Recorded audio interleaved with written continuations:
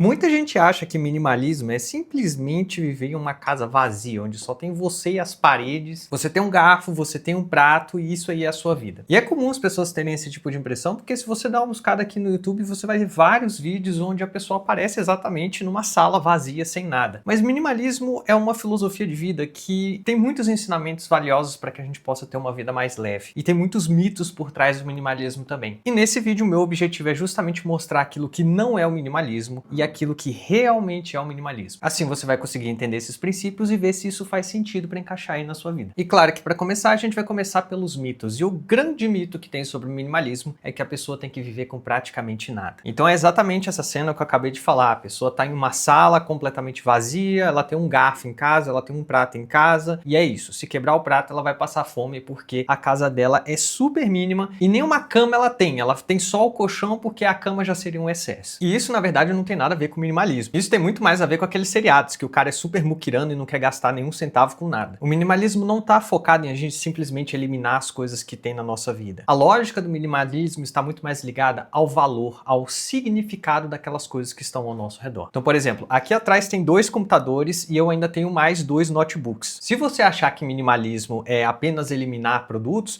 provavelmente aqui eu estou em excesso, porque eu deveria estar só com um computador. Mas na verdade, cada um desses 4 computadores que eu tenho tem um motivo de existir. Esse computador aqui é um computador que eu utilizo para poder fazer as edições, porque ele tem a tela maior. Aquele computador ali é o computador da minha esposa. E os 2 notebooks servem porque a gente viaja bastante. E também, quando eu quero utilizar ele quando estou lá na sala, é muito melhor do que levar esse computador que fica parado aqui nesse exato lugar. Então, apesar de eu ter 4 computadores, todos eles têm uma determinada função muito clara. E eles servem para cumprir o objetivo, que é eu conseguir executar o meu trabalho, eu conseguir avançar nos projetos que eu tenho da forma mais eficiente possível. E isso é muito diferente de uma pessoa que tem um armário cheio de sapatos que muitas vezes nem tirou a etiqueta. Então o minimalismo está muito mais ligado à função das coisas que estão ao nosso redor e não simplesmente eliminar as coisas da nossa vida. Um segundo mito muito comum é de que o minimalismo está ligado a só bens materiais, ou seja, só está ligado aos objetos que a gente tem na nossa vida. Mas esse também é um grande erro, porque o minimalismo está ligado a uma redução de excesso em todas as áreas da nossa vida. Porque não adianta nada você só ter objetos com significado na sua vida se os seus relacionamentos estão uma bagunça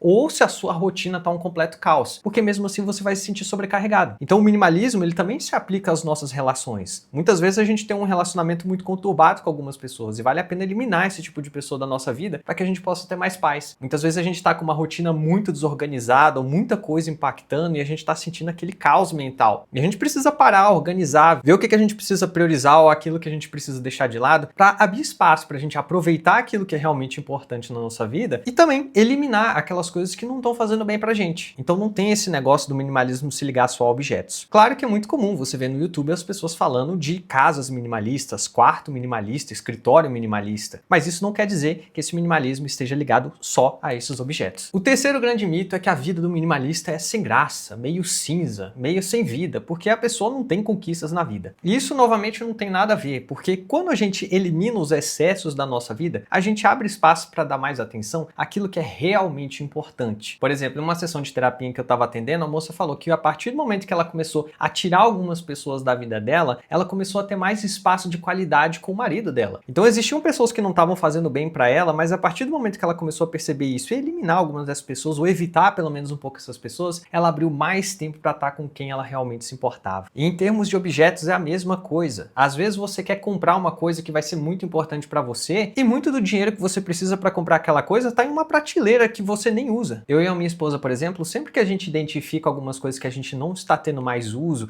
ou que não tem mais o mesmo valor simplesmente porque o tempo passou, porque a nossa cabeça mudou, a gente vai e coloca isso à venda. Por exemplo, eu tinha coleções e coleções de mangá aqui, parecia uma biblioteca aqui em casa. Mas esses mangás a gente foi lendo, terminou de ler esses mangás e não fazia mais sentido manter eles ali na prateleira empoeirando. Assim, a gente começou a vender esses mangás e o dinheiro desses mangás acabou contribuindo para a gente pagar as bicicletas que a gente comprou. Ou seja, a gente conquistou essas bicicletas, essa possibilidade da gente pedalar junto, graças a essas vendas que a gente fez. Então é totalmente o oposto dessa ideia de ter uma vida sem graça. Na verdade, você acaba abrindo muito mais espaço para aproveitar aquilo que realmente importa. O quarto mito muito comum é o mito de que isso é coisa de jovem, coisa de gente desocupada ou coisa de gente que não tem filho. Claro que quanto mais tempo livre você tem, mais fácil fica você aplicar algumas mudanças estruturais na sua vida, porque você não tem tantas dificuldades, não precisa de tanto planejamento talvez. Mas as pessoas que tiram mais proveito de uma vida mais minimalista são justamente aquelas pessoas pessoas que estão se sentindo abarrotadas de coisas para fazer. Quem tem crianças pequenas, por exemplo, se tem um acúmulo de brinquedos ou de objetos em casa, vai ser mais coisa para bagunçar, vai ser mais coisa para ter que arrumar quando volta do trabalho. Eu não tô dizendo aqui que a criança não tem que ter brinquedo, não é isso, mas que, poxa, tem muita coisa que acaba se acumulando, que acaba tomando espaço daquela criança poder brincar. E aí vão ocorrer bagunças, vão ocorrer chateações, vão ocorrer brigas com aquela criança que não precisariam existir. Então, quando uma família começa a aplicar esses princípios minimalistas, ela começa a reduzir essas situações de atrito entre a família. E também abrir espaço para aproveitar esse tempo entre eles. E eliminando esses mitos que eu falei, agora a gente precisa definir com clareza o que é o minimalismo, quais os princípios que estão por trás dele. E para definir isso, tem uma frase do Joshua, que é o criador do documentário Minimalismo, que é muito interessante. Ele diz: minimalismo é uma ferramenta para se livrar dos excessos e abrir espaço para aquilo que é realmente importante. Ou seja, basicamente uma filosofia de vida que tira aqueles excessos da nossa vida para a gente conseguir focar naquilo que realmente merece a nossa atenção. Então, como princípio base, a gente tem esse foco naquilo que é essencial, aquilo que realmente tem um propósito de existir na nossa vida. E isso, para mim, é a grande essência do minimalismo que pouca gente fala aqui na internet. E quando a gente começa a aplicar essa filosofia mais minimalista, a gente começa a gerar mais consciência sobre as nossas escolhas. Porque a gente não vai estar comprando simplesmente porque viu uma propaganda ou porque alguma pessoa falou. A gente vai estar comprando algo, ou escolhendo uma pessoa, ou avançando em algum projeto,